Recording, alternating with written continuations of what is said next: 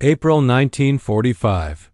The war is almost over, yet hunger moves through the German countryside like a final, silent enemy. In a small town outside Kassel, the morning light falls weakly across broken rooftops and shuttered windows. Smoke from days-old fires hangs low in the air. Along a narrow street, German civilians gather in uneasy stillness, gaunt faces, hollow eyes, worn coats wrapped tightly against the cold. Among them, children sit on doorsteps with hands tucked into sleeves, their breaths thin and shallow from exhaustion. The distant rumble comes first, a low vibration that rolls across the cobblestones. Heads turn. Mothers lift their children. Elderly men straighten, unsure whether to fear or hope. Moments later, the source appears. American trucks, olive drab and dust-covered, moving slowly past the ruins. White stars on their doors. Soldiers perched on the back, scanning the desperate crowd not with suspicion, but with concern. As the convoy halts, silence sweeps across the street. An American sergeant steps down, opens the canvas cover, and reveals crates, not ammunition, but food. C-rations, bread, powdered milk, tin containers of soup. A woman presses both hands to her mouth. A child, too weak to stand, begins to cry without sound.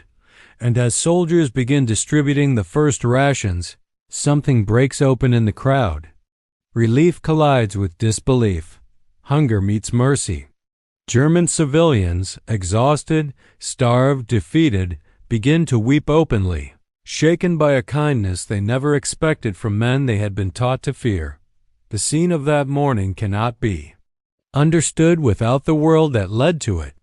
A world collapsing under the weight of war, starvation, and a nation on the brink. By the spring of 1945, Germany was a nation collapsing in slow motion. Towns burned. Fields lay frozen and empty. Trains no longer ran reliably, and the skeletal remains of rail lines stretched across a country shattered by relentless Allied bombing. The Third Reich, which once seemed immovable, now existed only in fragments, scattered pockets of resistance, isolated command posts, and exhausted civilians clinging to the last threads of survival. Hunger had become a constant companion. Food production had plummeted under years of war, conscription, and the destruction of farmland. Supply chains disintegrated. Livestock numbers fell sharply, slaughtered or lost in the chaos. Even the rationing system, once strictly enforced, had collapsed into disarray. By 1945, the average German civilian was living on less than 1,000 calories per day, sometimes far less. Children were hit hardest. Their bodies weakened, their growth stunted, their energy drained until they could barely walk. In many regions, starvation was no longer a fear but a daily reality. The sudden American advance into central Germany in March and April 1945 created a new kind of tension. Civilians, exhausted and terrified, waited in silence as rumors spread through villages. Some said the Americans would punish them. Others whispered that they might bring food.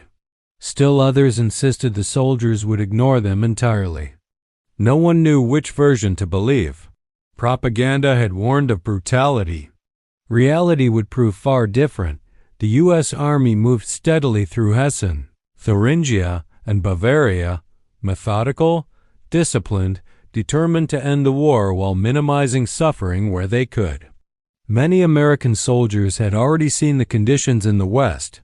Civilians foraging through fields, mothers searching for scraps among bombed-out ruins, children chewing on pieces of bark or digging for potatoes buried months earlier. It was not what most soldiers had expected. They had prepared for combat, not scenes of famine. The collapse of infrastructure worsened everything. Bridges were destroyed, roads blocked, farmlands abandoned.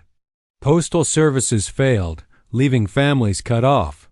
Markets emptied. Even hospitals struggled. Medical staff attempted to treat malnutrition with no supplies, no milk, no vitamins, no bread, no warm meals to sustain recovery.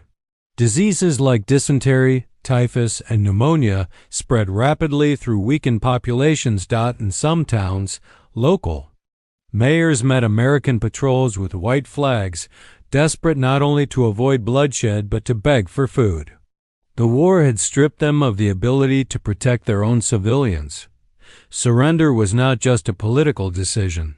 It was an act of survival. The U.S. Army was aware of the humanitarian catastrophe unfolding across Germany.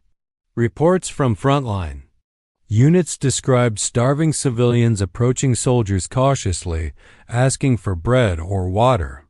Children, in particular, were often the first to approach, too young, too hungry, too desperate to fear the uniforms.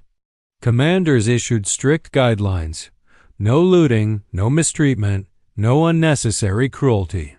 Instead, they focused on maintaining order and preventing chaos in towns now under their control. Though not their primary mission, American units frequently set aside part of their own rations for civilians.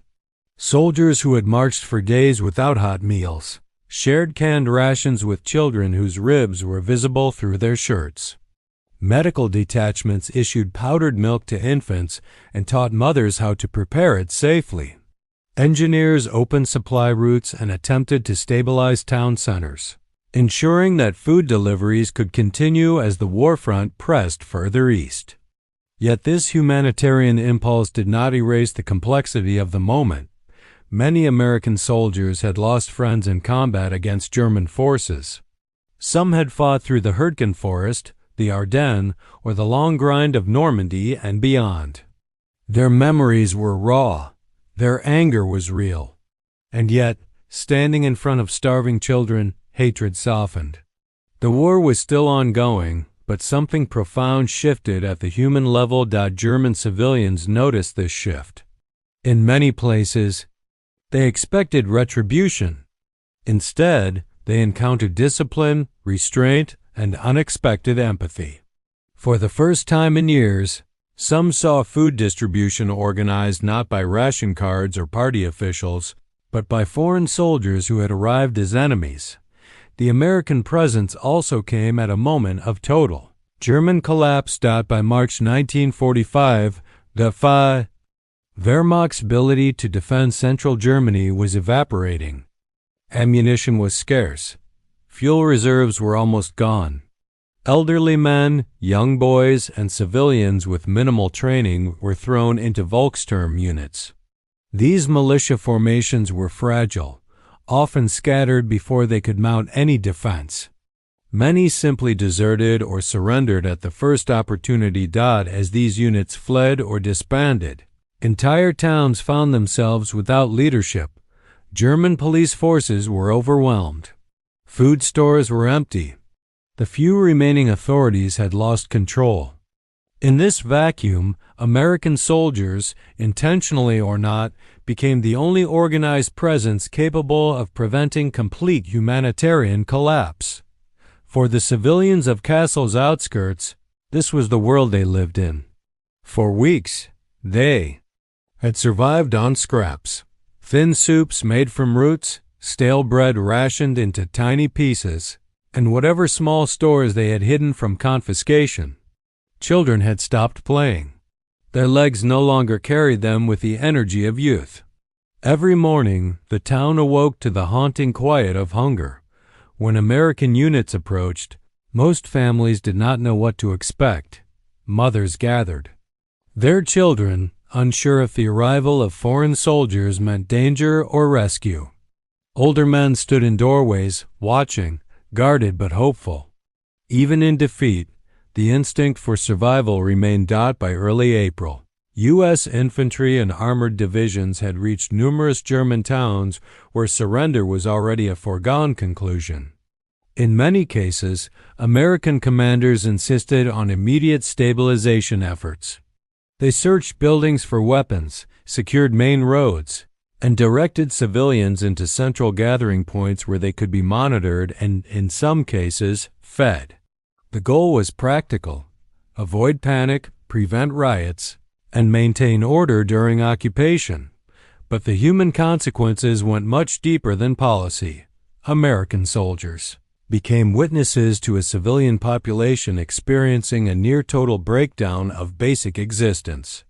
They saw infants crying from hunger, children fainting from weakness, elderly people unable to stand, and mothers trying to trade family heirlooms for a single loaf of bread.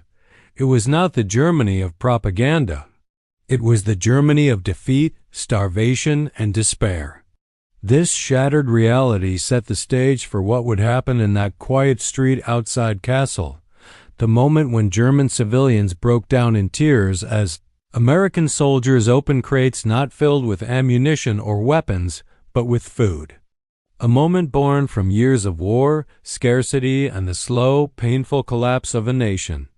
A moment that leads directly into the next layer of the story, one that requires deeper understanding of Germany's internal condition as the American army pushed further into the heart of the Reich.